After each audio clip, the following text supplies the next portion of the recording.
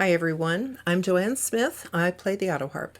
What I'm going to show you today is how you can change the layout on a 21 chord standard chromatic Autoharp, either an Oscar Schmidt or a Chromaharp brand, and how you can move the buttons around, move the bars around to a layout that makes much more sense. So the first thing you need to do is look in the description below this video, and you're going to find 4 files that I want you to download before we get started with this. So go ahead and pause the video, look down below in the description, click on each one of those files, and they're PDF. Download them. You can either print them out or follow along on an iPad or on your computer screen or whatever, because we're going to be using this a lot. So anyway, this is what it looks like, and make sure that you have this downloaded before we go any further. So go ahead and do that, and I'll be back with you here in just a minute. Okay, now that you've got your document downloaded, particularly this one, this is the one I want you to look at. It's called the Unified Chord Bar Arrangement. And basically what it does is it explains the normal layout that you get on a 21 chord Oscar Schmidt chromatic or Chromaharp chromatic, and why rearranging it makes sense. So what you'll end up with when you're done with this rearrangement is you will end up with fingering on the chord bars that's exactly the same no matter what key you're playing in. So if you're playing in the key of B flat, your fingering for the same song is going to be identical if you decide you want to play that in the key of D. Okay, so it just makes everything a lot easier, and that's what I'm all about, is making things easy. So the first thing we need to do is take the Autoharp apart. So don't panic, it's not that big of a deal. I'm going to show you exactly how to do it. Okay, here we go. We've got our Oscar Schmidt Autoharp right here, and you'll notice that it has all the buttons laid out in the standard chord bar arrangement as it came from the factory. So in order to move these things around, we're going to have to take this apart.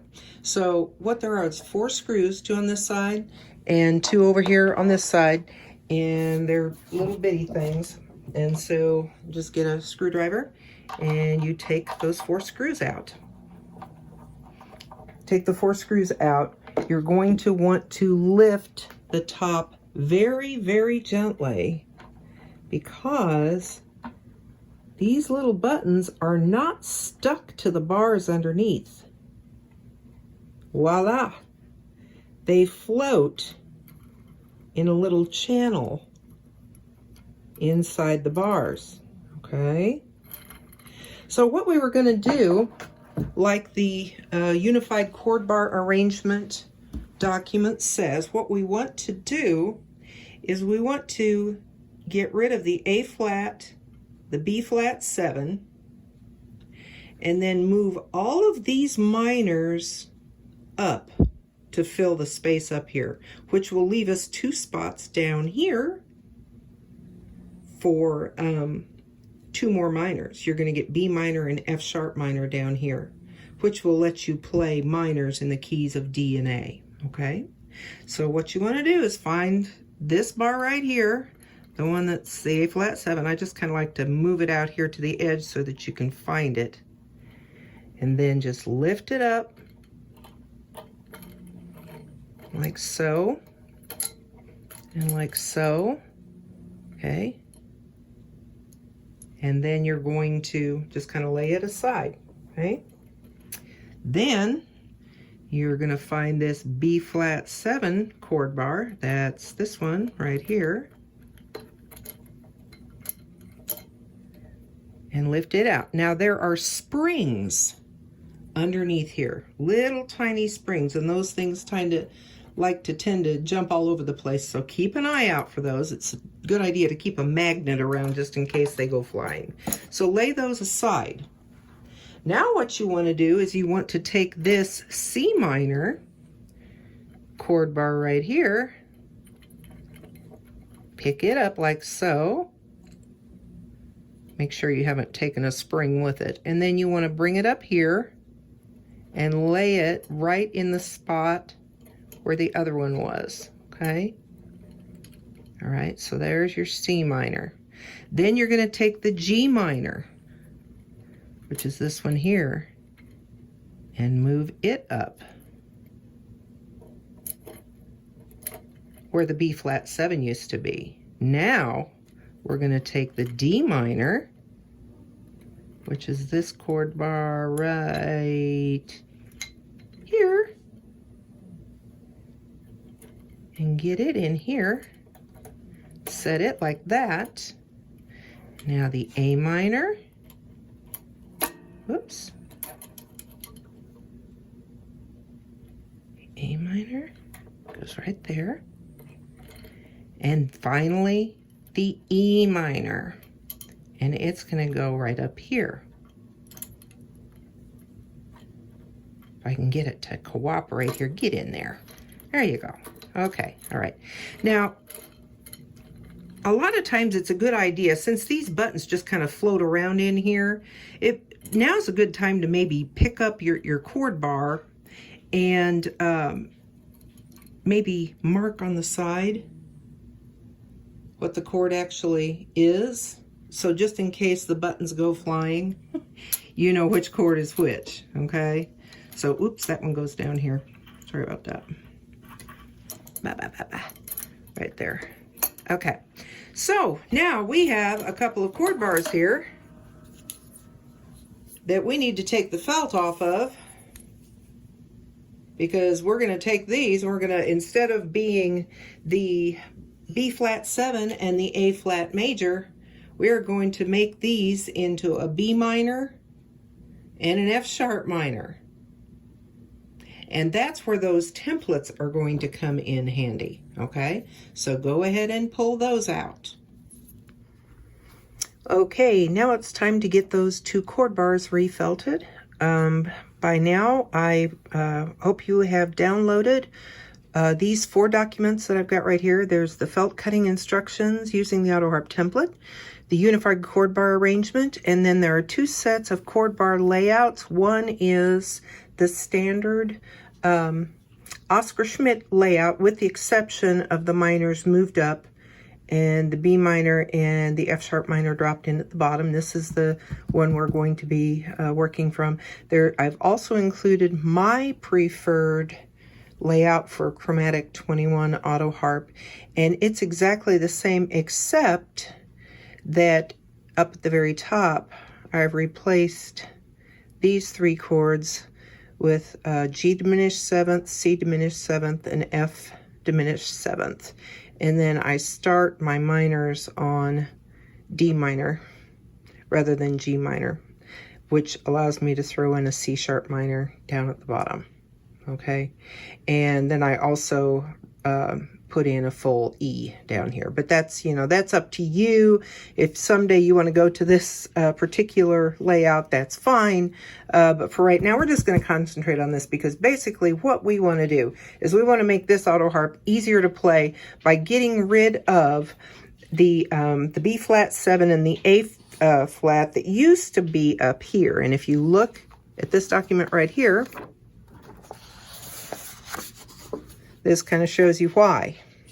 With this A flat and B flat 7 in here, the minors don't start until here, which if you're playing in the key of C, you've got to reach clear down here to get the minors you need to play in the key of C. With this new arrangement, if you're playing in the key of C, you're going to have all your minors that you need right there instead of clear down here.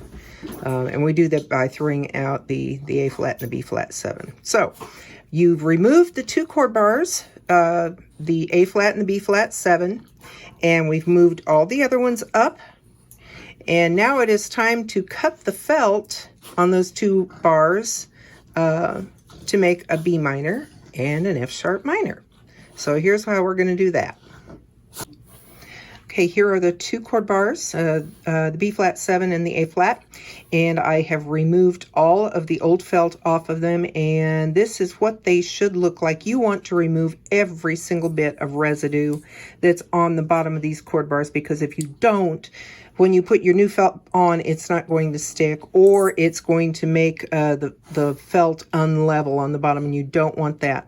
So the best way to remove the old felt on this particular Autoharp, the felts were stuck on with a water-based glue, so just soaking them in warm water for a few minutes and then just kind of rubbing them off. I got it all off. If you happen to have an older Autoharp that has more of a gummy type of adhesive on there, sometimes something like Goo Gone, or there's this citrus orange stuff, orange oil based cleaner called Dissolve It, that works really well on that kind of stuff. But we've got these clean, so now it's time to put new felt on them, and then we're going to cut the felt using this Autoharp template here. It's going to show you exactly how to go about doing it, and there's instructions here and out, so I'm just going to give you a basic how-to on how to do that. Okay, what we need to do now is to apply the new felt to this chord bar. You can buy felt in strips pre-cut to length, or you can buy that in a roll. I happen to have a couple of strips here, so let me show you how you would apply those. There is paper on the back, and so you just kind of get it started there if you have fingernails. I do not at the moment. So what you want to do is you want to start it just below that hole, okay? You don't want it right up to it, but you don't want it too far away, okay? Because there's going to be a spring resting under there as well. So right about like that is good, okay? And you want to get it right in the middle. So what I like to do is just kind of go along the edge and just kind of walk it down the length of the bar, removing the paper as I go, okay, until you're all the way down to the very bottom. And in this particular case, it actually covers up, covers up a little bit of that, that other slot. So what I'm going to do is I'm going to cut that part of it off. But once you get it lined up really nice, then just take it and put it on a firm surface and make sure that it's good and stuck on there, okay, nice and firm, okay. And then I use a little hobby knife, a little cheap thing with the snap-off blades, and then I come in here and cut off a little bit of that.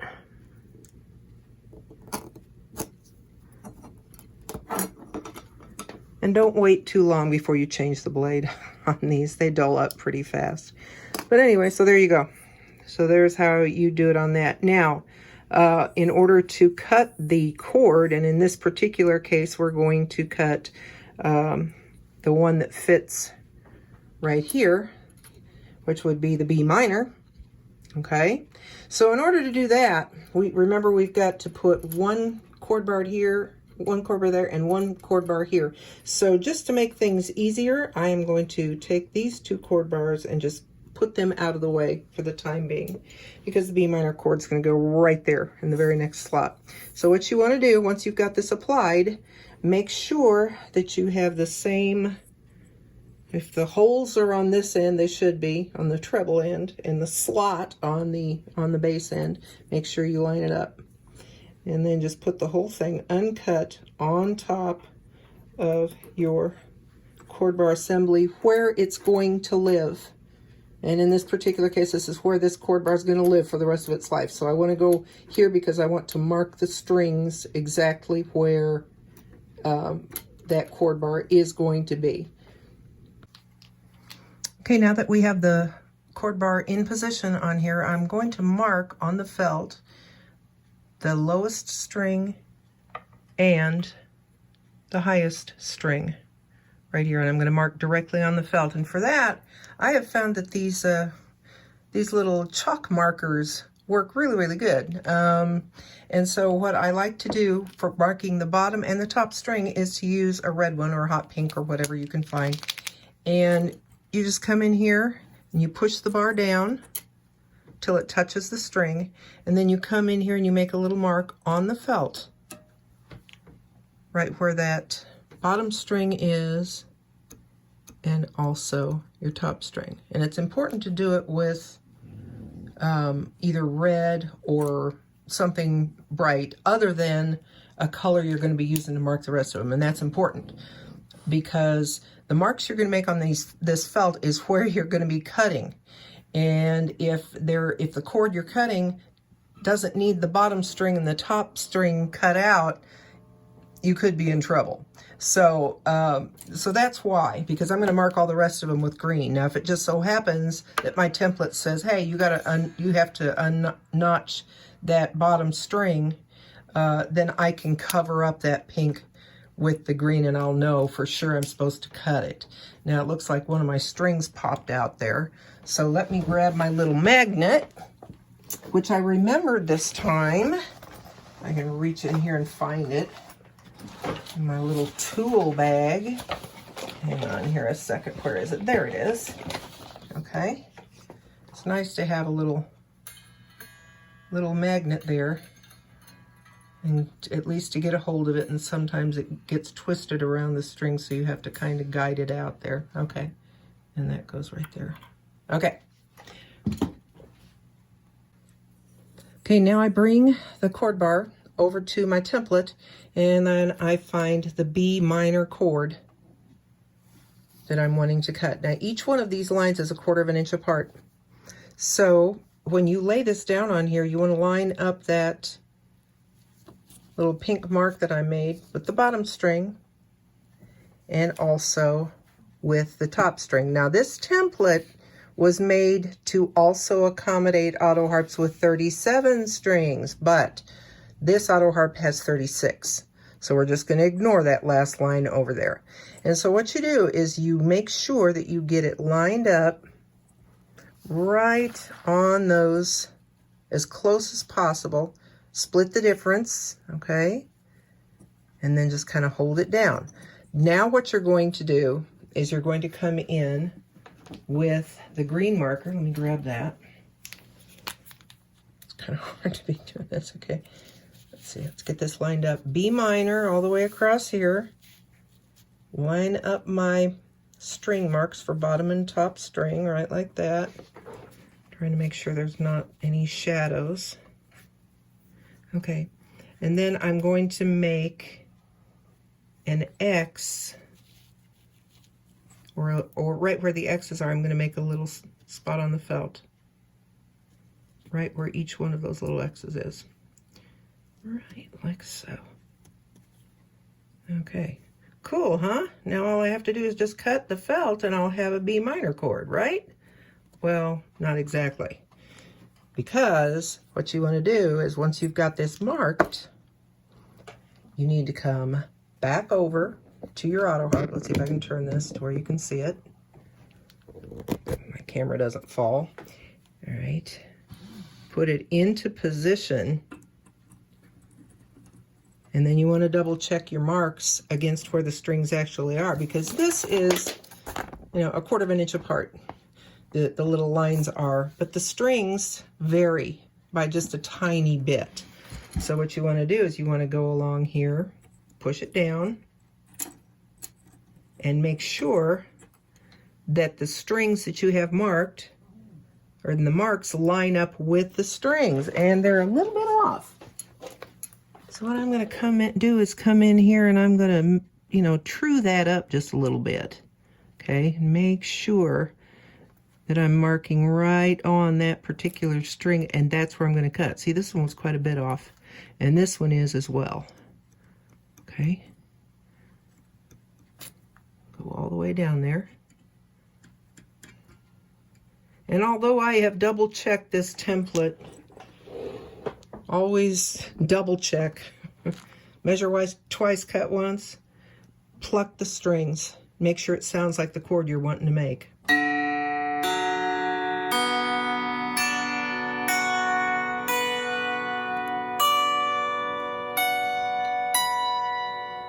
Okay, and that sounds like a B minor. So I think we're good. So what we do then is we take this and we're going to come over here and we're going to cut this felt. Get the camera mount to hold onto the camera. And for that, what I like to do is rather than cut a big old chunk, I like to cut a V into the felt. So let me get in here, let's see if I can get in the light to where you can see what I'm doing. And I just like to come in here and like so, cut a little V, just like that. And what that does is that allows a nice broad base on the pieces that are going to stay there, so there won't be any wobbling as you're pressing down. It just kind of stabilizes the felt that remains.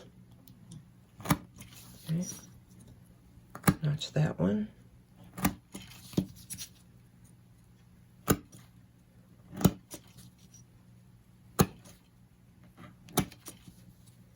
And that one. And that one. And this is why I told you to use red or pink or a different color to mark the top and the bottom. Because otherwise, if it was the same color, I wouldn't know whether I was supposed to cut it or not. And in this case, I'm not. So then we take this back over to the Autoharp, put it in place, push down on it, and strum. Let's see if I can get up here where you can see it. Oh, that doesn't sound good. Hold on a second. Well, no wonder I've got it backwards. How about that? No, actually I don't. Yep, it works.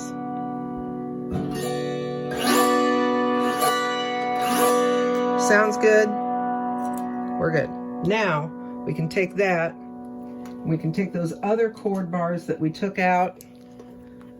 Let's put where's the B flat? Or the B minor, or whatever it was in there.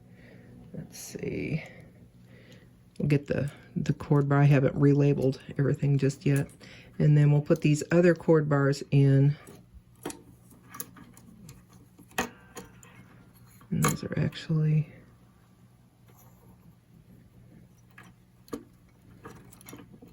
like so.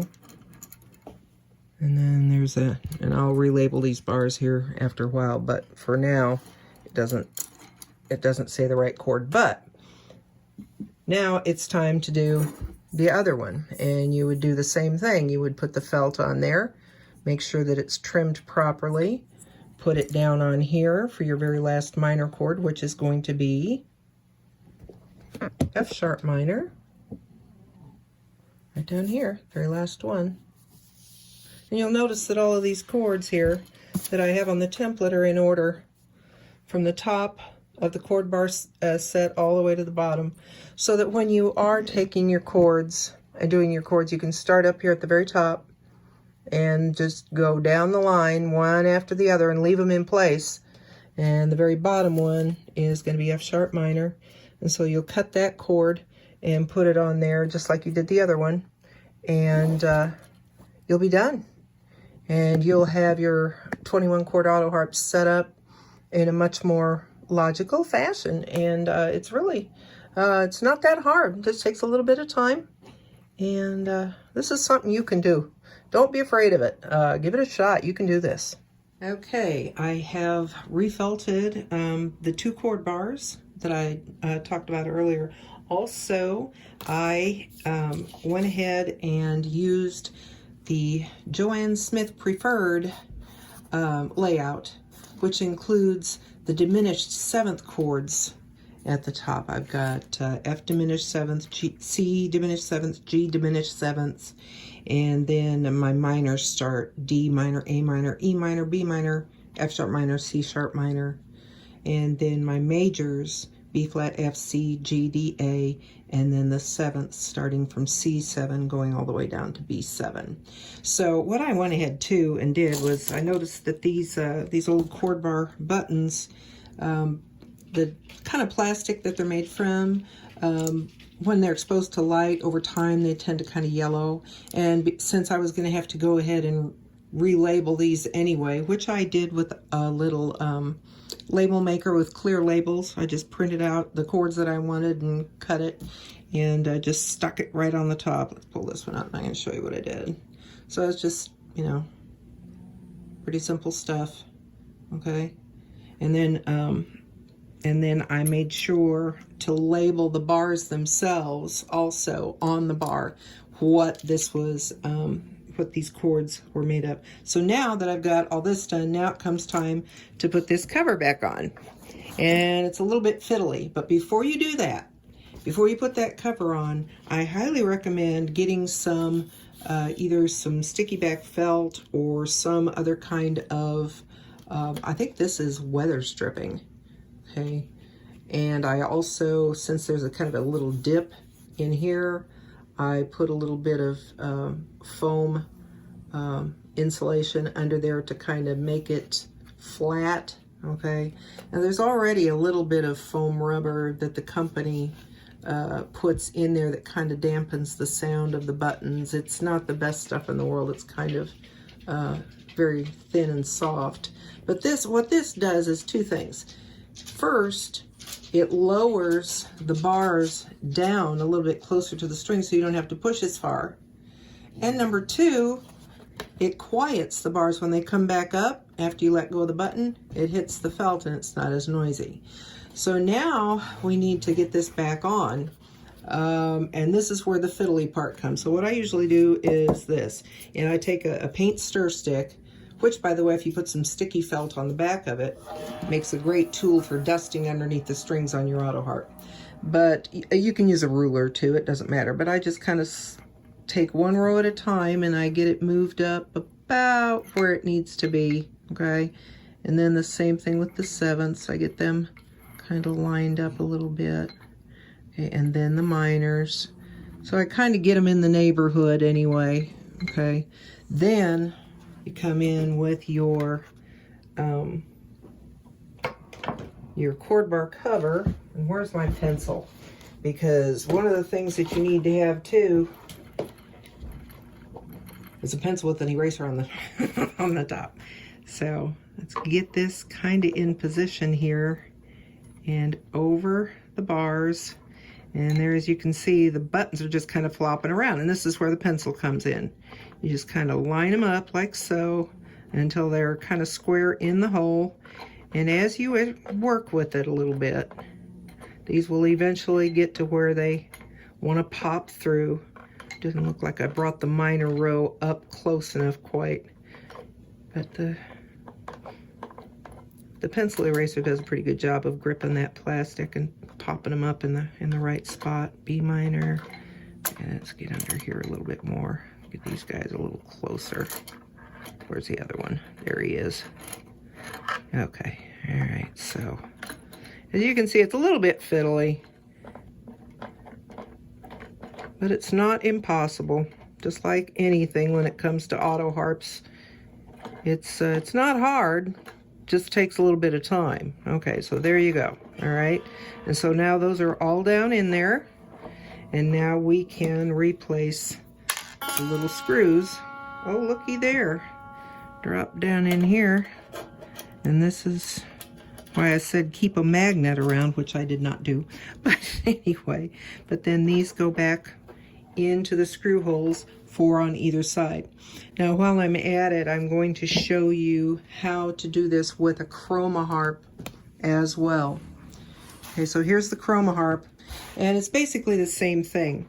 With the Chromaharp, instead of having a cover, you have these 2 little bars over here that hold the chord bars down.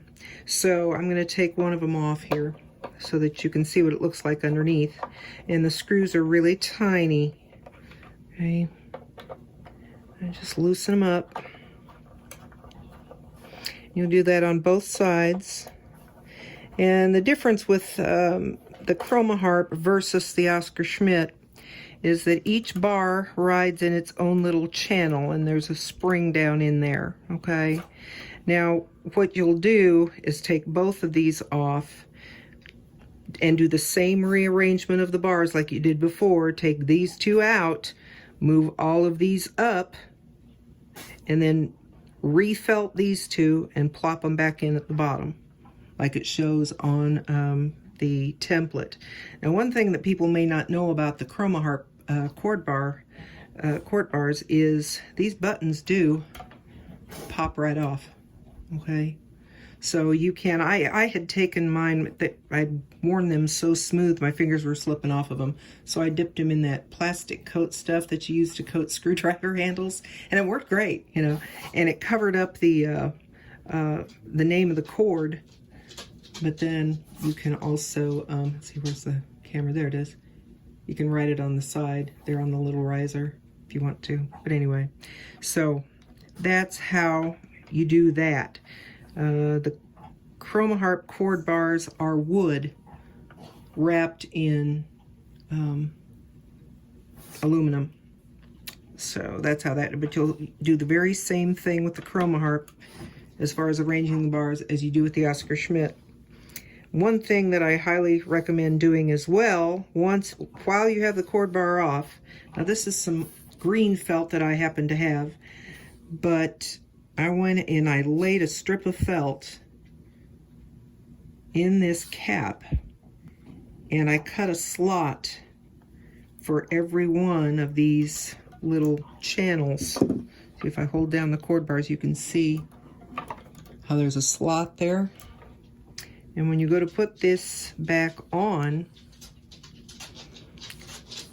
like so, that felt slides right into the slot, and it does the same thing as the weather stripping does on the Oscar Schmidt cover. Okay? It holds the chord bars down a little bit closer to the string bed, and it also quiets the bars. So when they come back up, they're not hitting metal or plastic and making a big clacking sound. So that's another thing that you can do with that. So there we are. Okay. Okay, it looks like that pretty much does it. So an afternoon of stripping a couple of bars, putting new felt on it, cutting a couple of new chords, rearranging them a little bit, and now, as it said in the article, I can play in the key of D,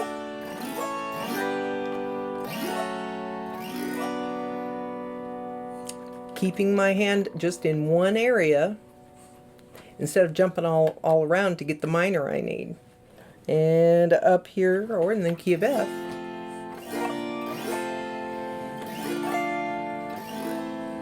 Okay, and the fingering is the same no matter what key you're playing in.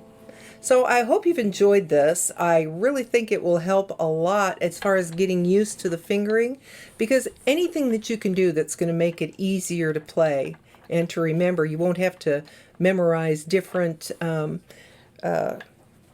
patterns for your fingering on the left hand depending on what key you're in.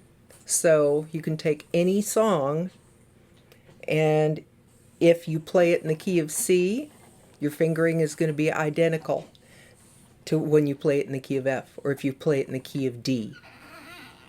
It's all going to be the same. So I think my time is up. Is my time up? Is it? I think it's getting to be dinner time for the dogs, so I'll see y'all later. If you have any questions, go to my website at autoharpist.com, and you can send me an email. I've got an email address down there at the bottom. It's autoharpistinfo@gmail.com. Oh, all right. He's hungry. I gotta go. I'll see you later.